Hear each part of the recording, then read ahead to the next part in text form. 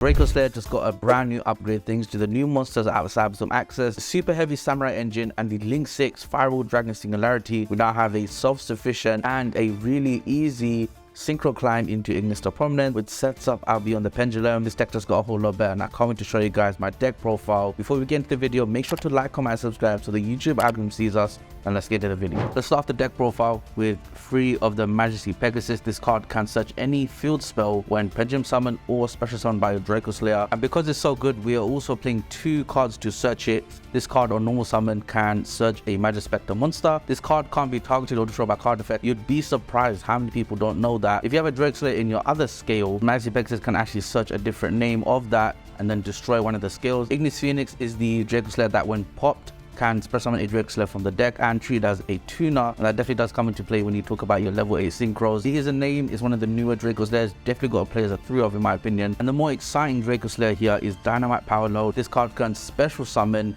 a Dracoslayer in the other pendulum scale, and the fact you get a free special summon without coming a normal summon is a really big deal. And this card comboed with Majesty Pegasus is, you know, one of the best 2-card combos for pendulum decks in general. Could even play down on his charge to search this card. This card can also add a pendulum Dracoslayer from the extra deck face up to the hand when it's tributed, and to summon the fusion monster that is the counterpart to this, you tribute materials. We are running the Superheavy Samurai engine, debuting on the channel for the first time, a game changer for not just Superheavy Samurais but pendulum decks altogether, because it's a 1-card scale 1 to 8. This card has to be placed in the pendulum scale, and then if you control not spawn traps in the graveyard, bring out another Superheavy Samurai from the deck in the other scale, then you special summon Wakaushi. Because it's a tuner, when it's used for a synchro summon, it goes back in the pendulum scale, and there's your scale 1 to 8. And why the strategy going forward has slightly changed a bit, where the new power spike of the deck is, why I think this deck is one of the best ones to pick up as a rogue contender in Zabsom Access. It can search a Superheavy Samurai card though if you control one already, and that is a big deal because it sets up your Axel Stardust. The reason why it sets up Axel Stardust is we get to search the Motorbike, and the Motorbike can discard itself to search a Superheavy Samurai,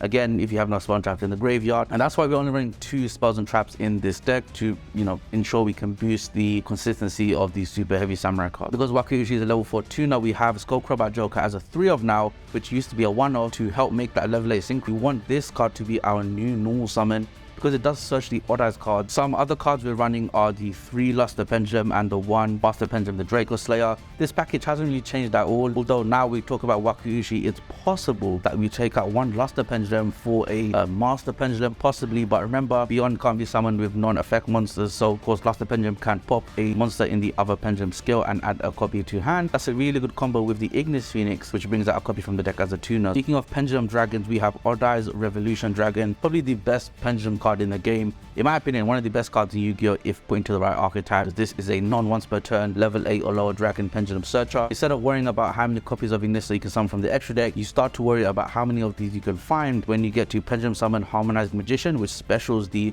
purple poison from the deck. We run 2 purple poisons because if you pop 1 with Luster, we got to pop a card in the field thanks to purple poison. What I found is all I care about is searching the harmonizing, and I'm more than likely searching with Beyond the Pendulum anyway, so I thought I'm gonna run 1 harmonizing and 2 of the purple poison and see how that goes. You have the Odd Eyes Seer Vortex package. Vortex Dragon is an Omni Negate with the field spell, obviously searching your Odd Eyes Revolution Dragon, which can search the Arc Pendulum. It's self-sufficient and you don't lose any resources. And some cards to help us beat the matchups that are happening right now in the game is a Kashtira Fenrir, which helps make bodies for the Beyond the Pendulum, but also it's so good going second. And sometimes Fenrir by himself is a game closer. Only has a 2 of though in this update deck list. Some more Kashtira hate, let's say, and just general response to how the format is looking. Badges are a happy medium because we do get to keep our normal summon, which we really need for the samurai combo. And then the branded tax and round off the deck list is Called by the Grave. Drone Lockbird can basically wipe out any deck in the meta game that wants a chance at winning. That is the one spell which can clash with the Superheavy Samurais. That's something we have to play. Let's quickly talk about Sky Iris as well. This card can pop any face-up card you control and then search a Odd Eyes cards. That gets us access into our Vortex package. We are hoping this card doesn't go to the graveyard, but considering we managed to perform our full combo, it's going to be quite hard for the opponent to deal with that, so I think Skies will stay on the field. Let's go into the extra deck now. I'm so excited to share this, guys. We are seeing some new cards come out from Samsung Access. Let's move on to what I'm dubbing as my favorite part of the video. We have to run Dynamite Power. This is a really good card. It's a really great extender. Having your Pendulum monsters unable to be destroyed by battle or card effects means the Amorphous Sloth is probably going to survive for the rest of the turn, stopping the opponent completely. Like I mentioned before, Vortex Dragon is kind of the MVP of the deck after Ignister Prominent. It's Omni Negate. It's a bounce. Can special summon a Dracoslayers from the deck, destroy a face-up card on your field, and then bounce a card into the deck. It doesn't target, it's not destruction, it doesn't banish. This can dodge a lot of ways to protect cards, kind of what made the deck go from 0 to hero. And remember, Oda's Revolution can bring this card back. Manchester Paladin is part of the Dracoslayer combo. It can search a pendulum at the end phase, a generic pendulum monster, which if you saw my recent video, I made one where you can search Messiah, which is a floodgate, and then Baguska is one of the best rank 4s in the game. If you can make it, you have to run it in my opinion. One more Exceed monster we're running is Harbinger. It can also protect Appaloosa from being destroyed by battle. It's a spell negate as well. You can take out the Sueprheavy Samurais, can deal with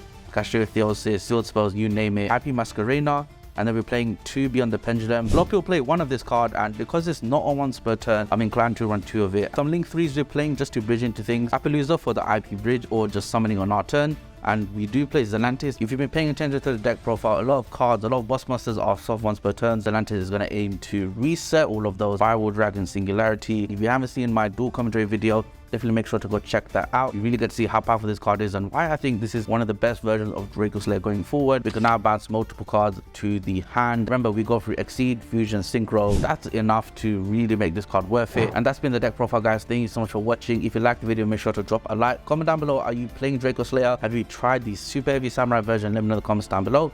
And that being said, I'll catch you guys in the next one. Peace.